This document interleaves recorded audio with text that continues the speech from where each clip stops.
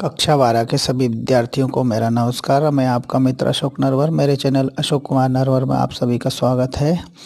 मैं आपको अब चौथा जो पाठ है अध्यक्ष महोदय, उसके जो पाठ का अभ्यास है अति लघुत्तरीय प्रश्नोत्तर, उनको पढ़ के बताऊंगा। आप सभी की पहले से मांग रही है कि इन पाठों के प्रश्नोत्तर तो सर उनका वीडियो बनाइए, तो मैं ये वीडियो बनाने जा रहा हूँ। देखिएगा इस वीडियो को, इसमें पाठों के प्रश्नोत्तरों को शामिल किया गया है। तो इसमें पहला प्रश्न जो है वो है पेशेवर जो अध्यक्ष होते हैं वो किस विशेष प्रकार के वस्त्र पहनते हैं। पेशेवर मतलब जो बिल्कुल अध्यक्ष बनते ही रहते हैं, उनका काम ही अध्यक्षता है, वो पेशा करते हैं अध्यक्षता का, तो उन्हीं को कहा पेशेवर अध्यक्ष। तो वो कैसे अध्यक्ष वस्त्र पहनते हैं, तो वो देखिए, पेशेवर अध्यक्ष शेरवानी नामक विशेष प्रकार के वस्त्र पहनते हैं।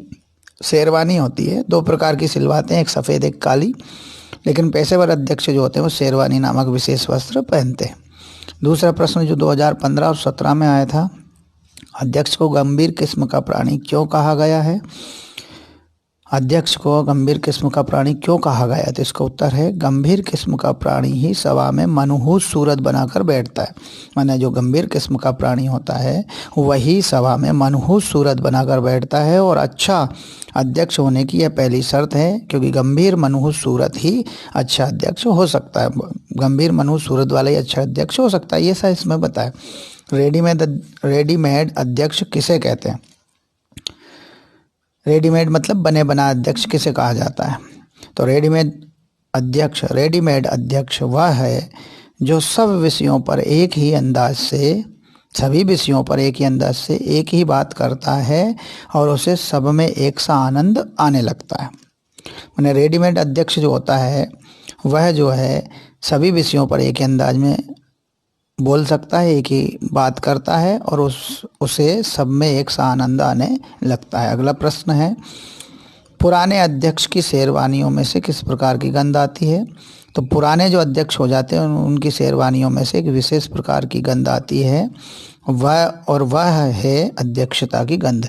उनकी शेरवानियों में से एक विशेष प्रकार की गंध आती है, वह है अध्यक्षता की गंध। इस तरह से ये 4 प्रश्न। 5वां प्रश्न भी है इसमें, देखिए 5वां प्रश्न ये कहता है, अध्यक्षता करने को मर्ज क्यों कहा गया। माने एक तरह की बीमारी, मर्ज बने बीमारी। तो अध्यक्षता करने को मर्ज इसलिए कहा गया है क्योंकि यह शौक एक बार लग जाने पर हमेशा के लिए लग जाता है। अध्यक्षता करने को मर्ज इसलिए कहा गया है क्योंकि यह शौक एक बार लग गया यानी हमेशा के लिए लग जाता है। तो एक बार लग जाने पर हमेशा के लिए लग जाता है। क्या करने का, अध्यक्षता करने का मर्ज, इसलिए इसको मर्ज कहा, किसको, अध्यक्षता को।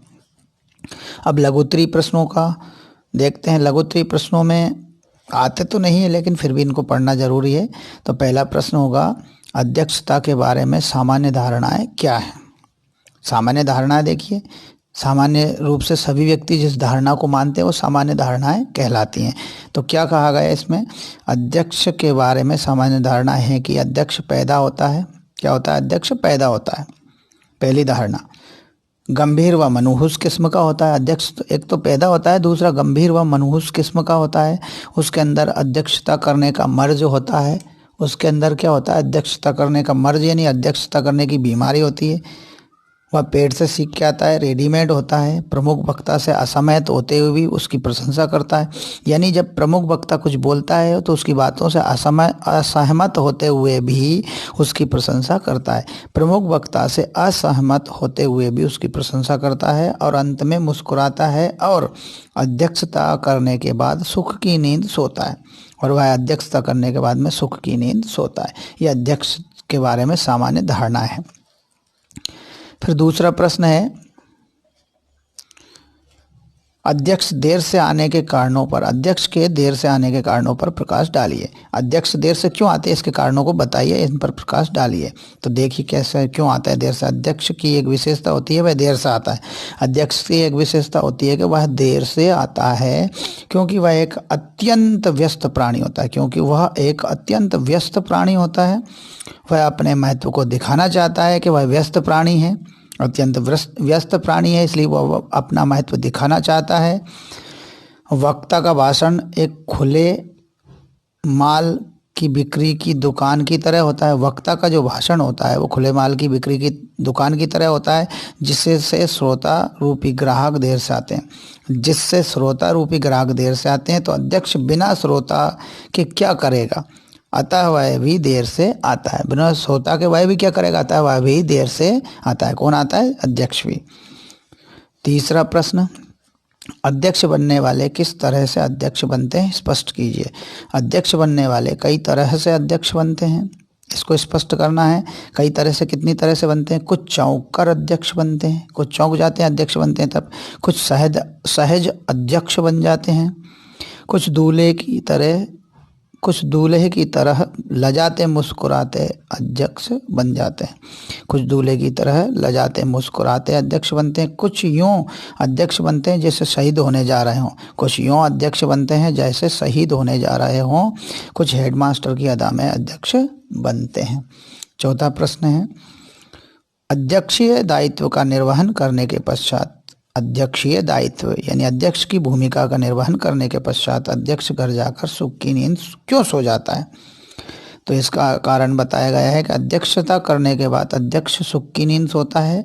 नए नए अध्यक्ष को घर जाकर पत्नी को अध्यक्षता काल के विषय में दोहराते हुए सुख प्राप्त होता है। मैंने नए नए अध्यक्ष को घर जाकर पत्नी को अध्यक्षता काल के विषय में दोहराते हुए या बताते हुए सुख प्राप्त होता है। थोड़े समय बाद पत्नी भी सामान्य श्रोताओं के समान चुप रहने लगती है। थोड़े समय के बाद पत्नी भी सामान्य श्रोताओं के समान चुप रहने लगती है तो अध्यक्ष देर रात तक अपने भाषण पर खुद मोहित हो सो जाते हैं। अपने ही भाषण पर खुद मगन होकर सो जाते हैं। उस उम्र तक उनकी बौद्धिक नपुंसकता अहम में बदल जाती है। वह सोचता है रात के बाद सुबह होगी, फिर कोई बुलाने आएगा। इसी कल्पना में वह सुख से सो जाता है। ये चौथा प्रश्न था। पांचवा, अच्छे अध्यक्ष के मस्तिष्क की हालत कैसी होती है? तो अच्छे अध्यक्ष के मस्तिष्क की हालत उस नवरत्न चटनी की तरह हो जाती है। माने अच्छे अध्यक्ष जो होता है उसके मस्तिष्क की हालत, दिमाग की हालत ऐसी हो जाती है कि उस नवरत्न चटनी की तरह हो जाती है जिसमें काजू और किशमिश का स्वाद एक हो जाता है।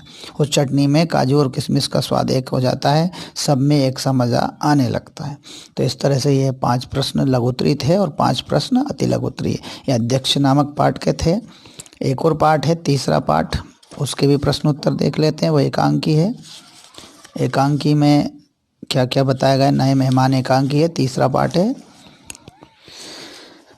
तीसरा पाठ जो है ये इस प्रकार है, रेवती अपने घर को जेल खाना क्यों कहती है? रेवती का रा वा से नहीं मिला देना, नहीं तो खेती पड़ा जाएगा। तो रेवती अपने घर को जेल खाना क्यों कहती है? और रेवती अपने घर को जेल खाना इसलिए कहती है क्योंकि उसका घर छोटा है। किसका? रेवती का घर। एक तो उसका घर छोटा है, घुटन वाला है तथा जीवन की सुविधाओं से रहित है। रेवती का घर एक तो छोटा है, दूसरा घुटन वाला है, तीसरा जीवन की सुविधाओं से रहित है। जीवन की सुविधाएं उसमें नहीं है। जेल खाने की तरह कोठरी जैसा है। जेल खाने की कोठरी होती है ना, उसी तरह है। तो जेल खाने की कोठरी जैसा है। अतः वह घर को जेल खाने की संज्ञा प्रदान करती है। कौन? रेवती। अतः रेवती अपने घर को जेल खाने की संज्ञा प्रदान करती है। पहला प्रश्न। दूसरा, मकान छोटा होने के कारण विश्वनाथ किस बात से आशंकित हैं? छोटा मकान व भयंकर गर्मी के कारण, छोटा मकान है और भयंकर गर्मी के कारण विश्वनाथ इस बात से आशंकित हैं कि ऐसे में कहीं कोई मेहमान ना आ जाए, कोई मुसीबत ना आ जाए। मेहमान को वो मुसीबत कह रहे हैं। तो छोटा मकान है, भयंकर गर्मी है, इसी कारण विश्वनाथ इस बात से आशंकित हैं कि ऐसे में कहीं कोई मेहमान ना आ जाए। ये दूसरा प्रश्न था। तीसरा है, हे भगवान कोई मुसीबत ना आ जाए। रेवती के इस कथन का आशय बताइए। हे भगवान कोई मुसीबत ना आ जाए मतलब कोई मेहमान ना आ जाए। तो इसका उत्तर देखिए, इसमें बताया गया है उत्तर में, रेवती गर्मी से परेशान है। रेवती गर्मी से परेशान है, साथ ही घर में सोने के स्थान का अभाव है। साथ ही घर में सोने के स्थान का भी अभाव है। किसी मेहमान के आने की संभावना की आशंका से ग्रसित हो वह कहती है कि ऐसे में कोई मेहमान ना आ जाए। मुसीबत ना आ जाए माने कोई मेहमान ना आ जाए। नए मेहमान किस शहर से आए थे? नए मेहमान बिजनौर शहर से आए थे। नए मेहमान बिजनौर शहर से आए थे। नन्हेमल और बाबूलाल किसके घर जाना चाहते थे? नन्हेमल और बाबूलाल कविराज रामलाल वैद्य के घर जाना चाहते थे। नन्हेमल और बाबूलाल कविराज रामलाल वैद्य के घर जाना चाहते थे। फिर लघुत्तरी प्रश्नों को देखिए। तो इसमें बताया, गर्मी से बेहाल विश्वनाथ और रेवती के संवाद को अपने शब्दों में लिखिए। गर्मी से बेहाल विश्वनाथ कहते हैं बड़ी गर्मी है, बंद कमरों में रहना कठिन है, मकान भट्टी बना हुआ है। रेवती कहती है पत्ता भी नहीं हिलता, घड़े का पानी ठंडा नहीं होता। वह घर को जेल खाना कहती है। पति से बर्फ लाने के लिए कहती है। पति का कथन है कि नया मकान मिलता ही नहीं, पड़ोसी छत को छूने तक नहीं देते। दोनों आंगन में सोने के लिए बहस के साथ आशंकित हैं कि ऐसे में कोई मेहमान ना आ जाए। इसी गर्मी ने उनके लिए अनेक चिंताएं और मुसीबतें खड़ी कर दी हैं। अगला प्रश्न है, नन्हेमल और बाबूलाल स्टेशन से सीधे विश्वनाथ के घर क्यों पहुँचे? नन्हेमल और बाबूलाल अपना परिचय इधर उधर की बातों से जोड़कर बताते हैं। इस घटना से झुंझला कर विश्वनाथ पूछते हैं कि क्या आप कोई चिट्ठी विट्टी लाए हैं? तब नन्हेमल कहते हैं कि संपत राम ने कहा था कि स्टेशन से उतरकर सीधे रेलवे रोड चले जाना, वहाँ कृष्णा गली में वे रहते हैं। अतः उन्होंने वैसा ही किया और बिना नाम पूछे दरवाज़ा खटखटा दिया। गृह स्वामी ने दरवाज़ा खोला तो वे लोग उनके पीछे पीछे घर में घुस आए। ये स्थिति उन्होंने बताई। तीसरा प्रश्न है, नन्हेमल ने बिजनौर के किन संदर्भों का उल्लेख विश्वनाथ से किया? अपना परिचय देते हुए नन्हेमल ने कहा कि बिजनौर निवासी लाला संपत राम जो उनके चाचा हैं, वे विश्वनाथ के बड़े प्रशंसक हैं और विश्वनाथ से कई बार मिल चुके हैं। दूसरे, नन्हेमल नजीबाबाद में सेठ जगदीश प्रसाद के यहाँ मिले थे। जगदीश प्रसाद बिजनौर में एक चीनी की मिल खोलने जा रहे हैं। इस प्रकार मेहमान अपरिचय के सेतु के दोनों सिरों को परिचय के संदर्भ में जोड़ने का व्यर्थ प्रयास करते हैं। फिर है, नन्हेमल और बाबूलाल के सही स्थान पर ना पहुंचने का भेद कब खुलता है? विश्वनाथ नन्हेमल और बाबूलाल से पूछते हैं कि जिसके यहाँ आपको जाना है, संपत राम ने उनका नाम तो बताया होगा। तब वे दोनों कविराज नाम बताते हैं। इस पर विश्वनाथ कहते हैं कि मैं कविराज नहीं हूँ, कहीं आप कविराज रामलाल वैद्य के यहाँ तो नहीं आए हैं? दोनों एक साथ चिल्लाते हैं, हाँ वहीं तो हम कविराज रामलाल वैद्य के यहाँ आए थे।